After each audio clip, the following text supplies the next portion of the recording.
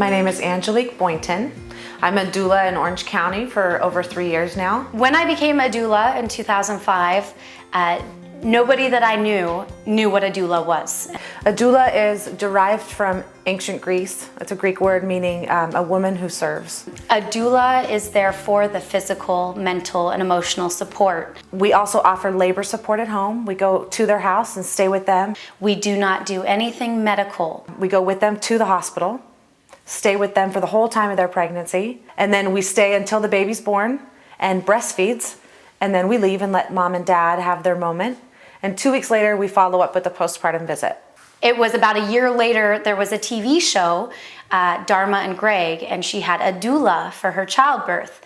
And so we immediately, with the doula world, kind of got attached back to that stereotype of, oh, you know, the natural childbirth in your backyard, which is definitely not the case. I always knew I wanted children. I always knew that this was something I wanted in my life. I just wasn't sure what route I wanted to go with it. I taught high school for 5 years and I got pregnant. I realized that although teaching was what I loved to do, I wasn't teaching the right subject. I wanted to help teach moms. And then when I birthed my baby, Michelle was my doula, my sister. I don't think it is a profession, I think it's a passion. And I think that's what's important in finding a doula that would work well with you in your childbirth. There is a book out called Born in the USA, and it's talked about how Western doctors are trained in America. And it's not that they're bad or wrong, or I'm not trying to make doctors sound bad, but they're trained a certain way. They don't even come into the room until the baby's head is crowning.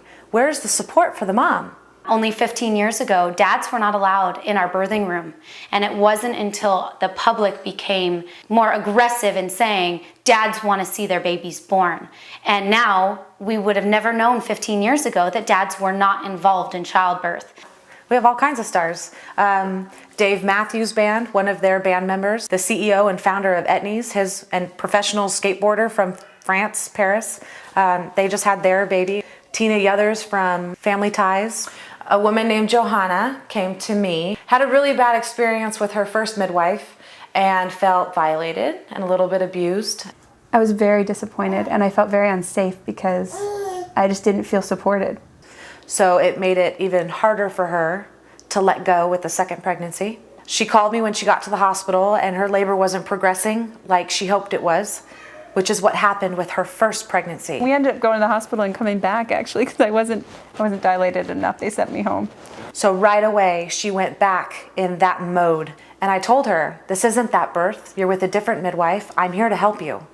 And together we got through to 6, 7, 8, 9 centimeters, no drugs, no epidural. They had me on a ball in the shower running hot water on my back. They moved me, changed my position so that keep it fresh so I wasn't getting bored or I wasn't in a lot of pain. They would rub my back. You don't see doctors doing that.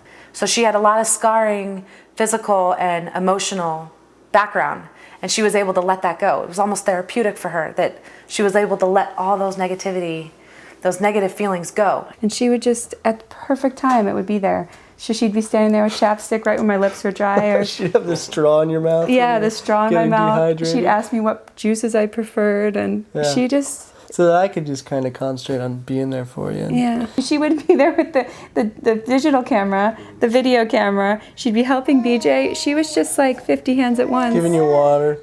It was perfect. I mean, he was born and he didn't even cry. I was actually worried about him. You okay? Hi. Oh, aren't you beautiful? He just came up on my chest and he was just chill. He was just sitting there kind of happy and nuzzling, and I was like, is he okay? You know, like, why isn't he screaming? You know, I just wanted to know he was all right. And he let out a grunt. He did, and then he screamed for me just on cue. She's very grateful that she was able to have the birth, that she knew if somebody just would have given her some patience and helped her with love and support and encouragement, that she would be able to have that, and she did. Right before I was ready to deliver, she brushed my hair and put it up, and I said, oh, are you making sure I look good for the pictures? And she said, no, you're about to meet your new baby. And I said, oh, that's so sweet. And she said, you know what, I knew I could do it. But the first time, she didn't progress. The midwife ended up dropping her off at a hospital and saying good luck and never even coming back. There are still unnecessary medical interventions that take place. And if you don't know what you're doing and you don't have an opinion on what you want, you're going to end up with a birth that you might not be happy with. And it is nice to have that advocate in your birthing room by your side, making sure that your rights are not being taken away. She had the baby and she cried and she said, I knew I could do it. I just didn't have the right team.